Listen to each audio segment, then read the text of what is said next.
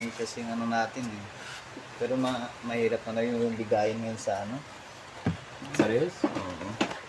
Ako mo na-expect mo. Expect mo lang is magkaroon ka ng kliyente. Oo. Kasi pati yung reels mo yan, nakokopya ng iba eh. Oo. I-download nila. Tapos i-ano nila sa ibang market. Korea, Indonesia, mga neighboring country natin. Kuha ng ano. Pero ano ngayon sir, copyright yun dito sa basa mo. Mamamonitor mo ba yun kung... Yung Diba? bagay. Kasi ibahin nila yung lingwahe. Oo. Pag iba lingwahe, mahirap na. Ngayon ang dami ng ano eh, tawag dito, ano content creator eh. Ang dami vlogger na. Eh wala eh. Taga-taga lang. Pag nakakuha ka ng niche, edi Oo. maganda. Pero Kita ka, pero taon yun. Ang dami rin namamatay.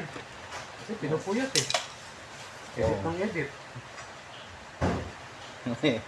nagkakasakit tapos yung iba naman yung mga content, yung mga ano, Na ano mami, buti na lang, maano si Jamel. Janel ano? Jimwell po. Jimwell. Oo.